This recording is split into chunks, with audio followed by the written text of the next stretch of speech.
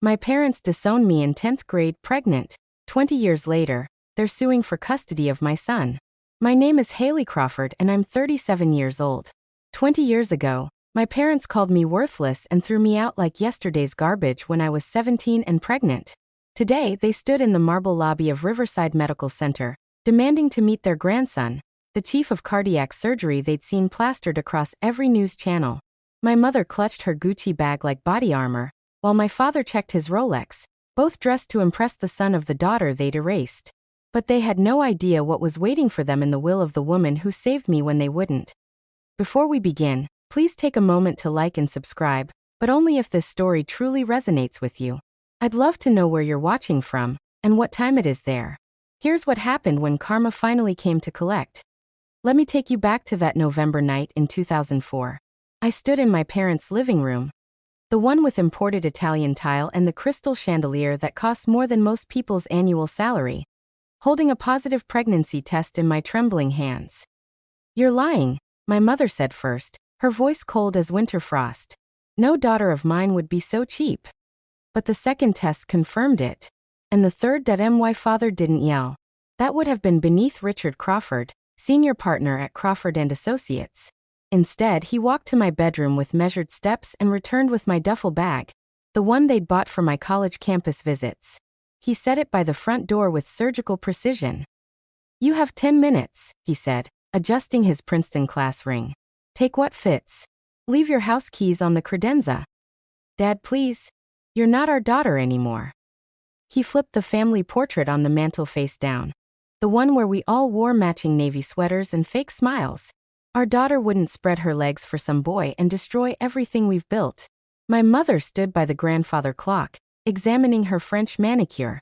"Don't call us. Don't come back. We'll tell everyone you're at boarding school."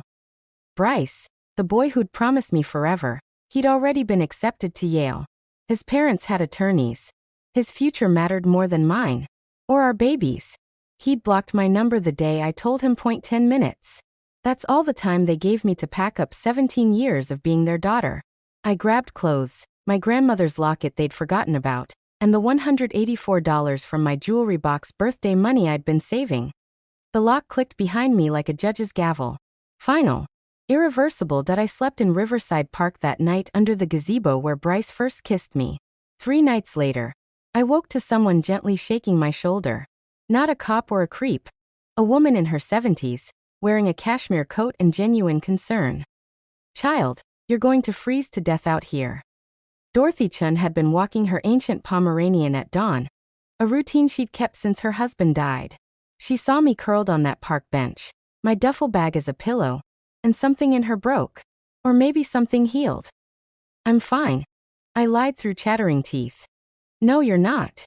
She studied my face, then my belly. Even at barely 2 months, she knew. When I started crying, really crying, not the silent tears I'd rationed for 3 days, she sat right there on that cold bench and held me like I mattered. "Come," she said finally. "Buttons and I need company for breakfast." Her car smelled like jasmine and leather. The heated seats felt like heaven. She drove us to Maplewood, to a house that sprawled across a lot the size of a small park. 8 bedrooms for 1 widow and 1 geriatric Pomeranian. "I lost my daughter," she said simply as she led me inside. "Car accident 6 years ago. She was pregnant too." The room she showed me had already been prepared. Not for me specifically, but for someone. A white crib sat assembled in the corner. The closet held maternity clothes with tags still on. "This is yours now," she said. "No questions, no conditions. Everyone deserves a second chance." "Why?" I whispered. She touched a photo on the dresser. A young woman with Dorothy's eyes and smile. "Because Lily would have wanted me to." That night, I slept in a bed for the first time in 72 hours. Buttons curled up at my feet like a guardian. Dorothy didn't just give me shelter, she gave me a future. While my parents told their country club friends I was at boarding school in Vermont, I was learning to breathe again in a nursery decorated with stars. Carson arrived during a February snowstorm, screaming and perfect. Dorothy held my hand through 19 hours of labor, whispering strength when I had none left. She cut the cord when I asked her to. She was the first to hold him after me. "He's brilliant," she declared, though he was only minutes old. I can see it in his eyes. She wasn't wrong. Carson walked at 9 months, read at 3, and tested into gifted programs before kindergarten. While I took night classes for my GED, then community college courses online, he absorbed knowledge like other kids absorb cartoons. Dorothy owned 3 restaurants: Chen's Bistro downtown, the Garden Room on 5th Avenue, and the Riverside Cafe near the university. She started me as a hostess, then taught me inventory, scheduling, profit margins. "You're not just working here," she said. "You're learning to build an empire." When Carson was 7, he performed surgery on his teddy bear with actual sutures he'd practiced from YouTube videos. At 10, he was reading my anatomy textbooks. At 16, Johns Hopkins Medical School accepted him for early admission. That same year, Andrew Foster walked into Chen's Bistro. He was updating Dorothy's will. She'd insisted on adding new provisions every year since taking us in, tall, steady, with kind eyes and terrible dad jokes. He made me laugh for the first time in years. "Your son's remarkable," he said over coffee that turned into dinner. "His grandmother deserves the credit." I wasn't talking about Dorothy. He smiled, though she mentioned something interesting about her will. Something about protecting the family you choose. Even then, Dorothy was planning ahead. Everything changed when the Riverside Tribune ran the headline: 20-year-old surgeon becomes youngest department chief in state history. Carson's photo covered half the front page. My son in surgical scrubs, standing before the cardiac wing he'd already revolutionized. The article mentioned his full name: Dr. Carson Crawford, MD, PhD. My maiden name. The name my parents thought they'd buried. Within hours, the story went viral. Prodigy doctor saves 3 lives in one day. Gen Z surgeon revolutionizes heart surgery. The real-life Doogie Howser. My phone buzzed with an unknown number. I almost didn't check the voicemail. "Haley." My mother's voice. After 2 decades of silence. "We need to discuss our grandson." "Our grandson. Not your son. Not Carson. Our grandson," like he was property they'd suddenly remembered they'd misplaced. The email started next, sent to my restaurant's public address. Professional. Cold. "Dear Haley, we hope this message finds you well. Recent news has come to our attention regarding Carson's remarkable achievements. As his grandparents, we feel it's time to reconnect." They signed it from their corporate email, Crawford and Associates Legal Group, the company they'd protected by discarding me. Andrew found me crying in my office. Not from sadness, but from rage. "They want him now that he's successful," I said. 20 years of nothing, and now they want to claim him. "What do you want to do? Make them disappear again?" He pulled me close. "We can do that. But first, let me check something in Dorothy's papers." She mentioned provisions for this exact situation. That night, Carson worked a 16-hour shift, saving 2 lives. He had no idea his grandparents existed, let alone that they were circling like vultures who'd spotted gold. That if you've ever had to stand up against family members who only want you when you're successful, please leave a like to support others fighting for healthy boundaries. Don't forget to subscribe and hit the notification bell. The next part will show you what happens when truth meets spotlight. They started small. A reservation at Chen's Bistro under a fake name, sitting in my section, watching me work. I recognized my mother's emerald ring before her face. She'd aged poorly, Botox fighting a losing battle with bitterness. "Good evening, I'm Haley. We know who you are." My father set down his menu like a verdict. "We need to discuss Carson. You need to leave." They didn't. Instead, packages arrived at the hospital. A Tag Heuer watch for Carson. A Mont Blanc pen Setembre. A first edition Grey's Anatomy worth thousands. Each gift card signed, "Your loving grandparents." Carson brought them home confused. "Mom, someone keeps sending me expensive things. Should I be worried?" "Return them," I said. "All of them." Andrew intercepted their next move. A formal letter requesting grandparent visitation. He laughed. Actually laughed as he read it to me. "They cite established family bonds," he said. "Bonds they severed with this." He pulled out a photocopy, the document they'd signed 20 years ago, relinquishing all parental rights and responsibilities. "They didn't just kick you out, Haley. They legally disowned you and any children you might have." But they kept pushing. They hired a private investigator who followed Carson's routine. They contacted the hospital board. introducing themselves as Dr. Crawford's grandparents, trying to get invited to fundraisers. The final straw came when my mother approached Carson directly at a Starbucks near the hospital. "You look just like your grandfather," she said, blocking his path. "I'm sorry, do I know you?" "I'm your grandmother, sweetheart. Your mother has kept us apart." Carson called me immediately. "Mom, some woman claiming to be my grandmother just ambushed me. Should I call security?" "Yes," I said. "Always." The call came at 2 a.m., because Bryce always had terrible timing. "Haley, it's me. Please don't hang up." 20 years, and he still thought "it's me" would mean something. "What do you want, Bryce?" "I saw the news about Carson. He's incredible. Our son.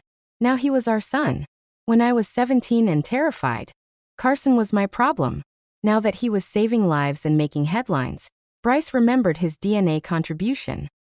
"He doesn't know you exist," I said. "Let's keep it that way." "That's not fair." "I was 18, Haley. My parents threatened to." "To what? Disown you? Kick you out? Make you sleep in parks while pregnant?" Silence. "That's what I thought. I'm divorced now. My startup failed. I've lost everything." His voice cracked. "I just want to know him. He's my blood." "Blood? You blocked my number when I needed you most." "Your parents contacted me." The admission hung between us like a noose. "They think if I'm involved, you'll be more receptive to reconciliation. They're offering to help me financially if I can convince you." I hung up. Then I called Andrew. "They're coordinating," I told him. "My parents and Bryce. They're actually planning this together." "Good," he said, which surprised me. "Conspiracy leaves evidence. Forward me everything, calls, emails, texts." Dorothy was very specific about documentation. The next morning, Bryce sent a long email about his father's rights. He CC'd my parents. At the bottom, almost hidden in the signature, was the line that confirmed everything. Consultant, Crawford and Associates Family Relations. They'd actually hired him. My parents hired the man who abandoned me to manipulate me into letting them near Carson. Dorothy had been right about everything. Family isn't blood, it's choice. And some choices, once made, can't be undone. Where are you watching from and what time is it there? I genuinely want to know if this story reaches others who understand that DNA doesn't equal loyalty. Now let's see what happened when my parents decided to make their demands public. Tuesday, 3 p.m. Carson was 8 hours into a complex pediatric heart surgery when my parents walked into Riverside Medical Center's VIP lobby. "We're here to see our grandson, Dr. Crawford," my mother announced to reception loud enough for everyone to hear. "We're his grandparents, the Crawfords of Crawford and Associates." The receptionist called security instead of Carson. But my parents had come prepared. "This is ridiculous," my father boomed, his voice echoing off the marble walls. "We donate millions to this hospital.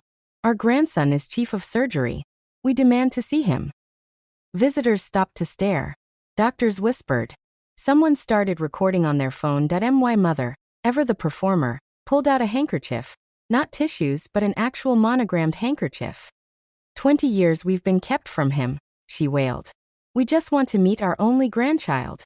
Security arrived as I did, Andrew beside me. "Ma'am, sir, Dr. Crawford is in surgery." "Then we'll wait," my father declared, planting himself on a leather bench like he owned it, which, given the Crawford and Associates plaques on the walls, he probably thought he did. The head of security looked at me. "Mrs. Foster, how would you like us to handle this?" My mother's tears stopped instantly. "Foster? You remarried? You gave our grandson another man's name." "He never had your name," I said quietly. "You made sure of that when you signed him away." The gathering crowd murmured. My father's face went purple. "How dare you?" The doors opened. Carson emerged, still in surgical scrubs, the baby he'd just saved being wheeled to recovery. He looked at the scene. Security, strangers with phones out, two well-dressed elderly people causing chaos. Then at me. "Are these the people who've been stalking me?" "Yes." "Then I want them removed. Now." He didn't even look at them.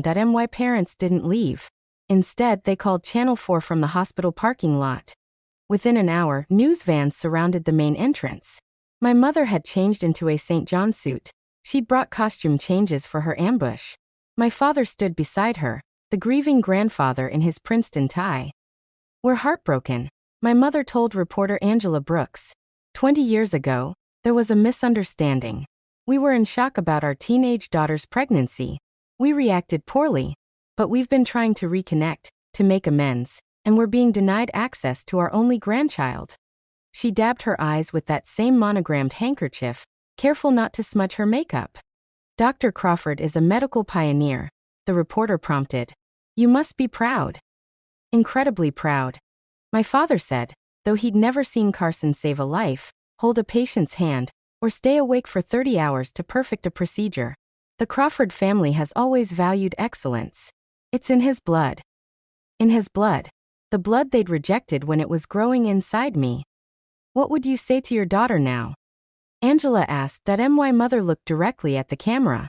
Haley, sweetheart, we forgive you. We just want our family back together. Please don't punish Carson for our mistakes. They forgive me. They forgive me. The segment aired at 6. By 7, it had 75,000 views on their Facebook page. The one my mother ran like a lifestyle blog. The comments poured in. Family is everything. Let them see their grandson. Why so cruel, Haley? Andrew shut his laptop. They just made a critical error. Going public. No. Claiming they forgive you. That's admission of wrongdoing. And we have the documents that show exactly what they did wrong. The hospital's chief administrator called me in for a friendly chat the next morning. Haley, this situation is becoming complicated, Dr. Reynolds said, fidgeting with his Mont Blanc pen. The Crawfords have donated $12 million over the years. The board is concerned. Concerned about what? The optics. Perhaps one supervised meeting would resolve everything. Would you meet with people who threw you away like garbage? He shifted uncomfortably. It's not my decision to make, but Carson's position. Are you threatening my son's job? No. Just considering all angles. At Chen's Bistro, customers suddenly had opinions. Family is complicated. One regular told me while I refilled her wine. But forgiveness is divine, don't you think? Even my staff whispered when they thought I couldn't hear. 20 years is a long time to hold a grudge.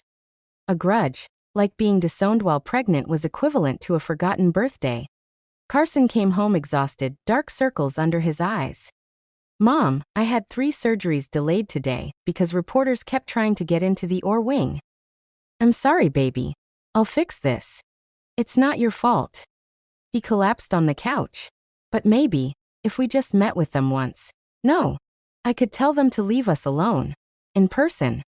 Carson, they signed papers stating you don't exist to them. Legally. He was quiet for a moment. Can I see these papers? Andrew had been waiting for this. He pulled out the folder he'd been carrying for days, ready for when Carson would ask. This is what they signed, Andrew said. Carson read slowly, his surgeon's hand steady despite the words that should have shaken anyone. November 12, 2004. We, Richard and Susan Crawford, hereby relinquish all parental rights and responsibilities to Haley Crawford and any children, born or unborn. His voice stayed clinical, like he was reading a patient chart. But his knuckles were white. They signed this while you were pregnant with me? Yes.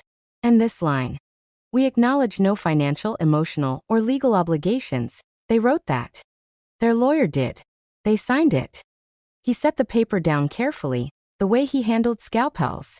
Tell me everything, Mom. From the beginning. So I did. The 10 minutes. The duffel bag. The park bench. Bryce vanishing. Everything I'd protected him from for 20 years spilled out in my kitchen while Andrew held my hand. Bryce Hammond is my biological father. Yes. The tech entrepreneur who just declared bankruptcy. I stared at him. You knew. I'm not stupid, Mom. I can use Google. Bryce Hammond, Yale graduate, dated Haley Crawford in high school. He pulled out his phone, showing Bryce's LinkedIn. He's been viewing my profile weekly for 6 months. My brilliant, brilliant boy. Why didn't you say anything? Because you didn't. I figured when you were ready you'd tell me. He looked at the papers again. So Grandma Dorothy was my real grandmother. The only one who wanted you. She left me something, didn't she? In her will. That's why Andrew keeps checking documents. Andrew nodded. She left you everything. With conditions. Your biological grandparents can't touch a penny if they abandoned you. How much? 18 million. Plus the restaurants. Carson laughed. Actually laughed. They're fighting this hard for money they already lost. They don't know they've lost it yet, Andrew said. But they're about to. The moment of truth is approaching. If you've ever had to stand up to those who should have protected you, comment strength below. I read every single comment. Don't forget to subscribe and hit the notification bell. You need to see what happens when signatures from the past destroy futures built on lies. They chose Bellisimo's, the most pretentious restaurant in Riverside.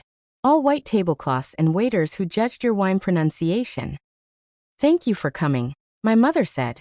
As if she'd won something by getting me here. My father pushed a leather folder across the table before our water arrived. Let's skip the pleasantries.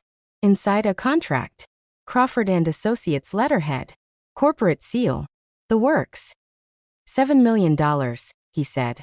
Placed in trust for Carson immediately. Another 5 when he joins the firm.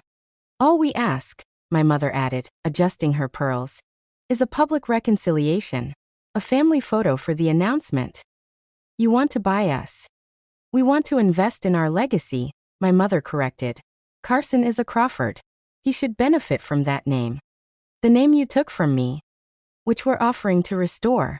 The firm is expanding. Crawford and Associates, 3 generations of excellence, tests well with focus groups. Focus groups. They'd focus grouped our reconciliation. And Bryce? I asked. My father's jaw tightened. Mr. Hammond is a separate matter. Is he? Because he told me you're paying him as a consultant. My mother's mask slipped for just a second. That's a misunderstanding. Andrew had been quiet until now. Is it? Because we have emails suggesting otherwise. Something about a finder's fee. You've been monitoring our communications. My father stood. That's illegal. No. Bryce forwarded them to Haley. CC'd actually. He's not very bright. They exchanged a look, the same one they'd shared when deciding my fate 20 years ago. The offer stands, my father said, tossing $300 bills on the table. But not for long. As they left, my mother turned. That boy deserves to know his real family. He does, I said. That's why he'll never know you. Andrew worked late that night, laptop open. Documents spread across our dining table like evidence in a crime scene, which essentially they were. Haley, come look at this. The email chain went back 3 months, before the first news article about Carson. My parents had been planning this. From richard.crawford@crawfordassociates.com to brycehammond204@gmail.com. Subject. Consultation agreement. Mr. Hammond, per our discussion, you'll receive 10% of any assets recovered from the reconciliation with our daughter. Your role: establish paternal connection with CH, leverage for maternal cooperation. They're calling my son assets recovered, I said. Keep reading. Bryce's response made me sick. Happy to help. Haley always was emotional. If I push the right buttons about missed father-son moments, she'll cave. Suggests we coordinate pressure. You from grandparent angle, me from father's rights.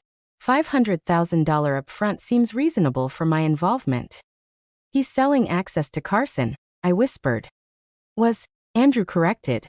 This email chain is evidence of conspiracy to commit fraud and harassment. But there's more. He pulled up Owen's LinkedIn. 3 days ago, he'd messaged Carson. Son, I know your mother has poisoned you against me, but I'm your father. I deserve a chance. Your grandparents agree. We could do great things together. The Crawford medical legacy combined with Hammond innovation. Think about your future. Carson didn't tell me. Because Carson reported him for harassment. LinkedIn banned him. Andrew smiled. He also sent Bryce's bankruptcy filing to Crawford and Associates board. Turns out they don't like being associated with failed entrepreneurs who owe the IRS $2 million. They're still paying him. The board voted yesterday to terminate all consultant contracts. Your father doesn't know yet. Sometimes karma needs a good lawyer to help it along. Andrew unlocked Dorothy's safe with the combination she'd made me memorize. February 18, 2005, the day Carson was born. She updated this every year, he said, pulling out the leather-bound document. But this provision never changed. He flipped to page 7, paragraph 4, highlighted in yellow. Should any biological family member who previously abandoned, disowned, or rejected my chosen daughter, Haley Crawford, or her son, Carson Crawford, attempt to claim relationship or assets after achieving success or recognition, they shall be permanently barred from any inheritance, property, or financial benefit from my estate. She knew this would happen. She planned for it. Look. He clicked play on an iPad. Dorothy's face filled the screen. Recorded just months before her death. If you're watching this, Dorothy said, her voice still strong despite the cancer, then Richard and Susan Crawford have crawled out from whatever rock they've been hiding under. Hello, Mr. and Mrs. Crawford. Yes, I know exactly who you are. I hired investigators the day I met Haley. I know about the 10 minutes, the duffel bag, the family portrait you turned face down. My throat tightened. Even dying, she'd protected us. You threw away a treasure, Dorothy continued. I found her. She became my daughter in every way that matters. Carson became my grandson. And you? You're nothing. Ghosts. Signatures on a paper that ensures you'll never hurt them again. Video. Dorothy looked directly at the camera. Haley, my darling, they'll come with money and promises. Don't believe them. You have everything, the restaurants, the investments, this house.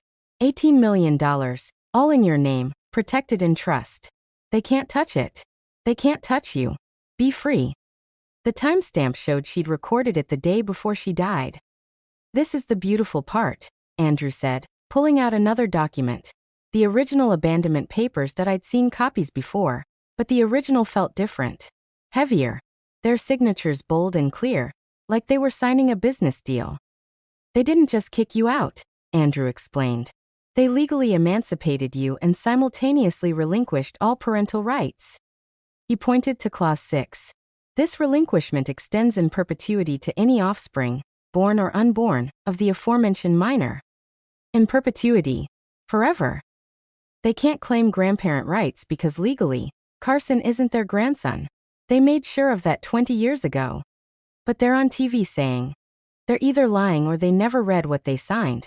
Either way, this document is legally binding and irreversible. They could have contested it within the first year. After that. He smiled. Ironclad. I thought about my father's Princeton law degree hanging in his office, my mother's insistence on reading every contract. They'd known. They'd wanted me gone so completely that they'd signed away their future too. There's one more thing, Andrew said. If they continue harassment after being shown these documents, we can file for a restraining order. Criminal harassment charges. They could face jail time. They'd never risk that. Their reputation. Exactly. So we give them one chance to walk away quietly. If they don't take it, we go public with everything. At the gala. At the gala. 500 witnesses, media coverage. Everything they care about, reputation, image, legacy, destroyed by their own signatures. For the first time in weeks, I smiled. Dorothy really thought of everything. She loved you, Andrew said simply. This was her way of proving it. Forever. The Riverside Medical Annual Gala was in 3 days. 500 guests, full media coverage, and Carson giving the keynote about family, legacy, and healing. We invite them, I said, holding the pearl shimmer invitation. All 3 of them. Andrew raised an eyebrow. You're sure? Dorothy left us the weapons. Time to use them. I wrote each invitation by hand. Dear Mother and Father, please join us at the Riverside Medical Gala to receive your inheritance from the Dorothy Chun estate. Formal documentation will be provided. Haley, dear Bryce, your presence is requested regarding Carson's patrimony and your parental status. Legal clarification will be provided. Haley Crawford Foster, they'll think they've won, Andrew said, sealing the envelopes. Let them. Carson reviewed his speech one more time. You want me to mention Grandma Dorothy but not them? Mention your real grandmother. The one who loved you. And when they stand up to claim credit, that's when Andrew presents the documents. We'd reserved a table front and center for them. Table 1. Impossible to miss. Impossible to leave without everyone noticing. The hospital board will be there, Andrew noted. Crawford and Associates investors. Everyone they care about impressing. Good. I called the foundation coordinator. Yes, We're announcing the Dorothy Chun Foundation for Young Mothers.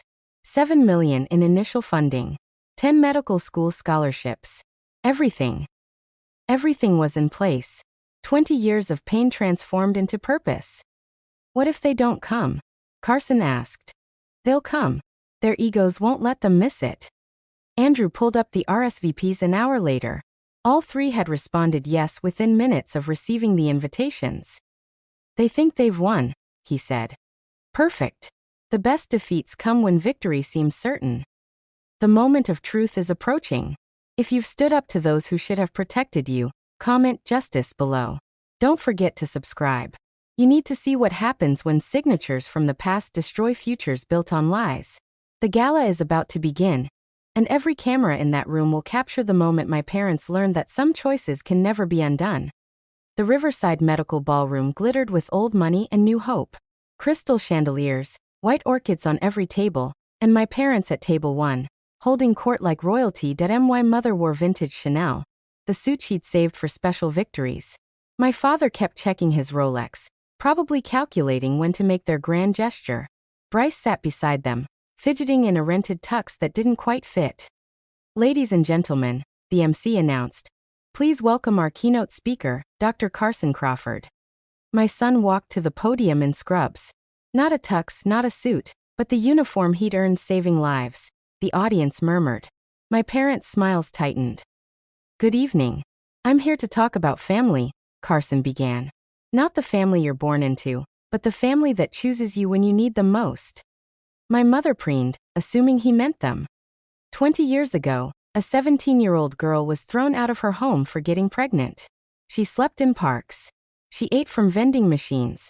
She had nothing except the life growing inside her. The room went silent.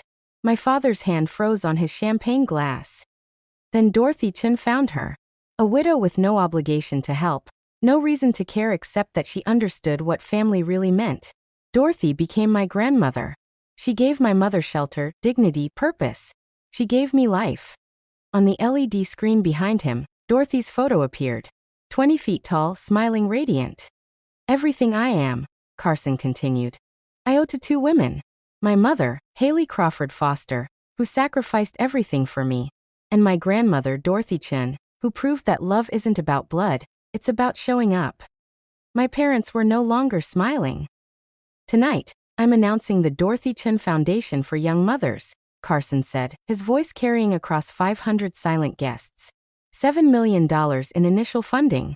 Housing, childcare, education, and hope for young mothers abandoned by their families. The screen changed. Dorothy's video message began playing. Hello, my dear ones. Dorothy's voice filled the ballroom. If you're watching this, then my grandson Carson is doing exactly what I knew he would.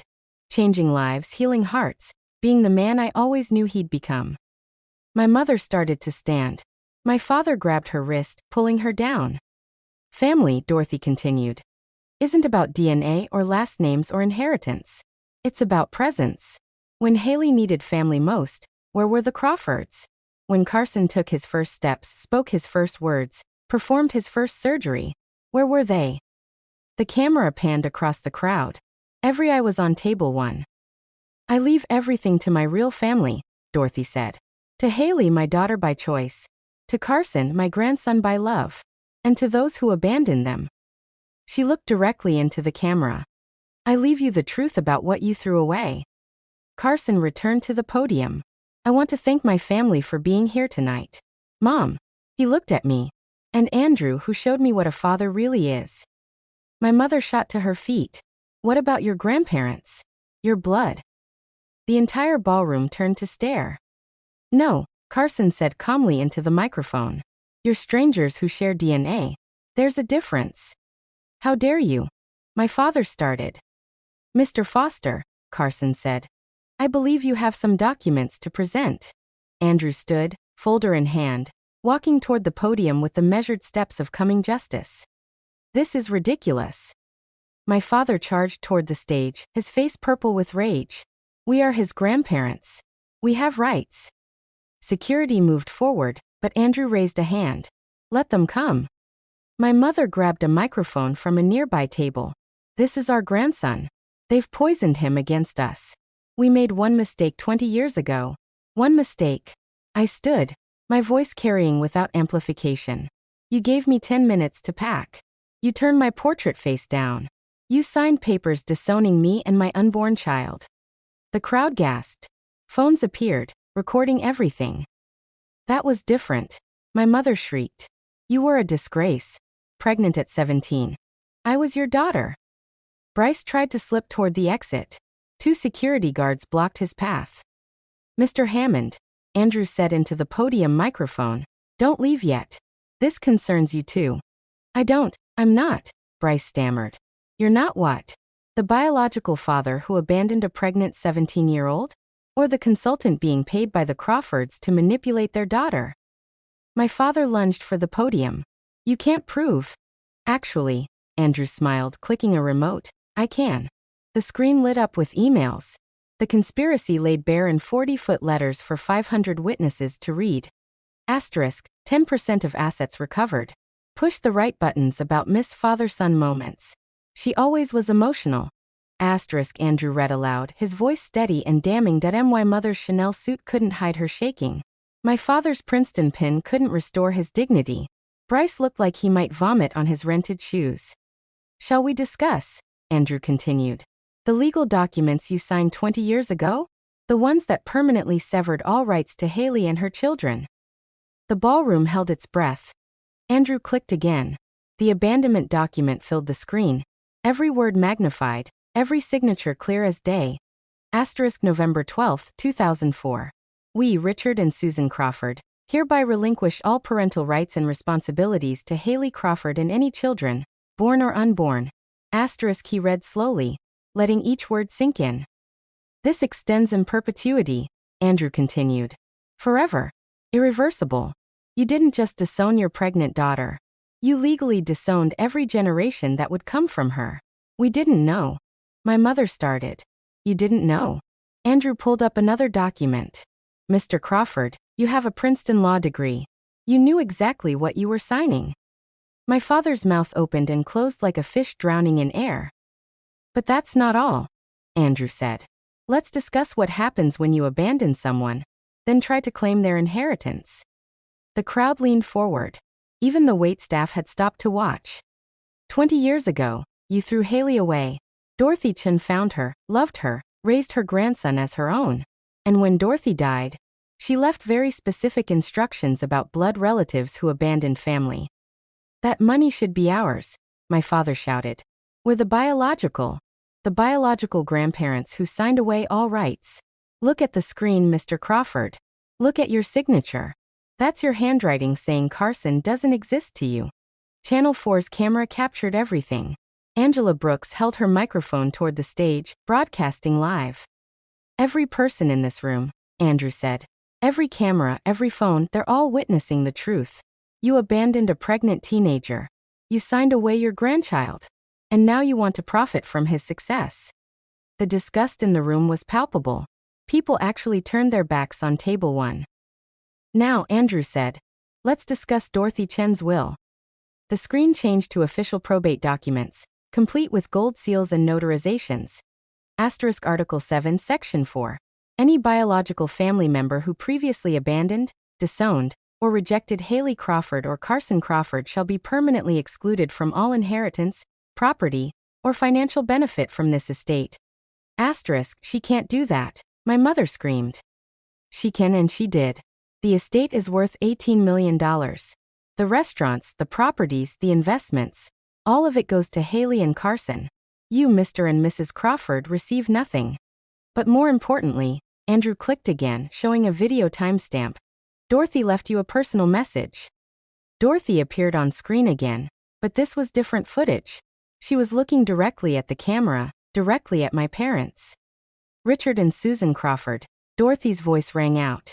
I know you're watching this. Probably in a room full of people you're trying to impress. Good. Let them all hear this. My mother collapsed into her chair. You are the worst kind of cowards. You threw away a treasure because you feared judgment. I found that treasure. I polished it. I helped it shine. You gave Haley 10 minutes to pack her life. So I'm giving you the same. 10 minutes to leave this gala, leave the city, and leave Haley and Carson alone forever. Starting now. Andrew looked at his watch. That's 8:47 p.m. At 8:57, if you're still here, I file the restraining orders. The criminal harassment charges. Everything. The ballroom was silent except for the ticking of the massive clock on the wall. 9 minutes. Andrew announced. My parents looked at each other, then at the exits, then at the hundreds of phones recording their humiliation. Mr. Hammond. Andrew turned to Bryce, who was trying to shrink into his rented tux. Let's discuss your consulting agreement. The emails returned to the screen. Andrew read each one slowly, letting the words sink in. Asterisk. Olivia always was emotional. Push the right buttons. $500,000 upfront seems reasonable for my involvement. Asterisk. That's taken out of context, Bryce stammered. Is it? Let's see the context. Andrew clicked through the entire chain. You approached the Crawfords. You offered to manipulate the mother of your child for money. You called your son an asset to be recovered. Carson stepped back to the microphone. Mr. Hammond, I want you to know something. I've known who you were since I was 15. I looked you up. I found your Yale graduation photos, your wedding announcement, the birth announcements for your other children, the ones you didn't abandon. Bryce's face went white. I watched you build your life while my mother built hers alone. I saw your startup announcements, your Forbes mentions, your perfect family Christmas cards. And I felt nothing. You know why? Because Andrew Foster taught me to play catch. Andrew came to every surgery observation. Andrew is my father in every way that matters. But I'm your biological. You're a sperm donor who's now bankrupt and desperate enough to sell access to the son you never wanted. Someone in the crowd laughed. Then another. Bryce was surrounded by the sound of derision from people who'd once respected the Hammond name. 8 minutes remaining, Andrew announced. Mr. and Mrs. Crawford, Mr. Hammond, I suggest you leave now. My father stood, trying to salvage dignity from disaster. This isn't over. We'll sue. We'll. The ballroom doors opened. A process server walked in, followed by 2 police officers. Richard Crawford, Susan Crawford, Bryce Hammond. The server held up official documents. You're being served with emergency restraining orders. He handed them each a packet while 500 people watched. These are temporary orders, effective immediately. You are prohibited from coming within 500 feet of Haley Foster, Carson Crawford, or Andrew Foster. No contact through any medium. No calls, texts, emails, or third-party messages. The hearing for permanent orders is in 2 weeks. You planned this, my mother hissed at me. No, I said, standing. You planned this 20 years ago when you signed those papers. I'm just finishing what you started. The officer stepped forward. Folks, you need to leave the premises now, or you're violating the order. This is, my father sputtered. Consequence, the officer said calmly. Something I understand you're not familiar with. You have 5 minutes before we arrest you for violation. My mother grabbed her Gucci bag like a life preserver. You'll regret this, Haley. The only thing I regret, I said loud enough for everyone to hear, is spending 17 years thinking I needed your love. They walked toward the exit, Bryce trailing behind them. At the door, my father turned one last time. That boy is our blood. Blood? Carson called out. You bled my mother dry and left her for dead. Dorothy gave her a transfusion of real love. That's the only blood that matters here. The doors closed behind them. The entire ballroom erupted in applause. The applause died down as Carson returned to the podium, this time with me beside him. Ladies and gentlemen, he said, let me tell you what we're really here to celebrate. The screen showed a mock-up of a building, the Dorothy Chun Center for Young Mothers. $7 million in initial funding, 10 full medical school scholarships for children of teen mothers, housing for 20 families at a time, childcare during classes, job training, everything my mother needed 20 years ago, and found in one extraordinary woman. I took the microphone. Every young mother who comes to us will get what I got from Dorothy. Not judgment, but support. Not shame, but dignity. Not abandonment, but family. The first scholarship recipient is here tonight, Carson announced. Sophia Martinez, 17, graduating valedictorian while raising her daughter. Sophia, would you stand? A young woman rose, holding a baby, tears streaming down her face. The ovation was thunderous. Sophia will attend Stanford Pre-Med this fall, I said. Full ride with on-site childcare, because that's what Dorothy would have done. Andrew joined us on stage.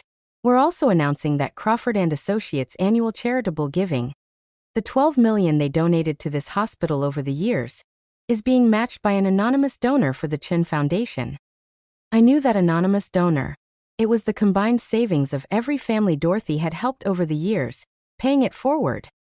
In 1 year, Carson said, we'll have helped 50 young mothers. In 10 years, 500. In 20 years, when some other scared 17-year-old gets pregnant, she won't sleep in a park. She'll call us. The standing ovation lasted 5 minutes. But the sweetest sound was the silence from table 1, now empty forever. 3 weeks later, Andrew showed me the business news. Crawford and Associates stock dropped 32%, he said. The board called an emergency meeting. Your father was voted out as CEO. The scandal had spread beyond Riverside. Family values hypocrites ran in the Wall Street Journal. The 10-minute parents trended on social media for days. Someone leaked the security footage of them being escorted out. It had 15 million views. They're selling the house, Andrew continued, pulling up the real estate listing. The Maplewood mansion, listed far below market value. They need cash for legal fees. Their lawyer had tried to contest the restraining orders. The judge not only upheld them but made them permanent after seeing the evidence. What about Bryce? Worse. His ex-wife's lawyer subpoenaed our emails. Turns out hiding money from bankruptcy court while owing $240,000 in child support is a federal crime. He's facing 4 years. I felt nothing. Not satisfaction, not pity. Just nothing. They moved to Arizona, Andrew added. Scottsdale. Your mother's sister took them in. They're living in her guest house.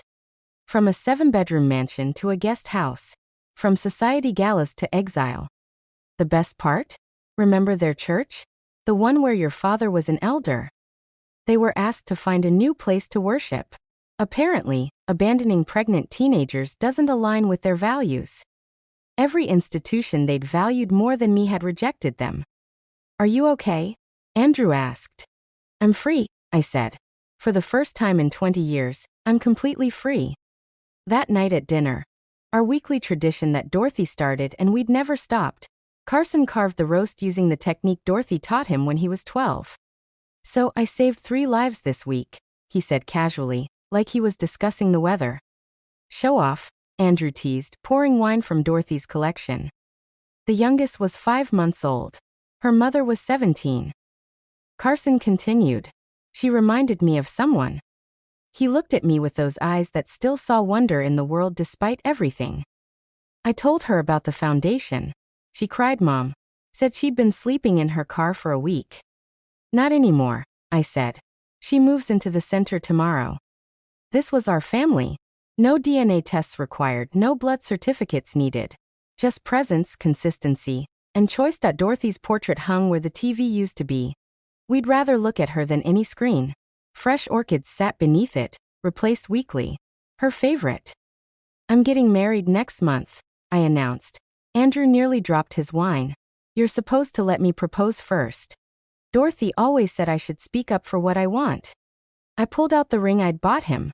So Andrew Foster, will you make this official? Carson laughed. Really laughed, the way he did as a child.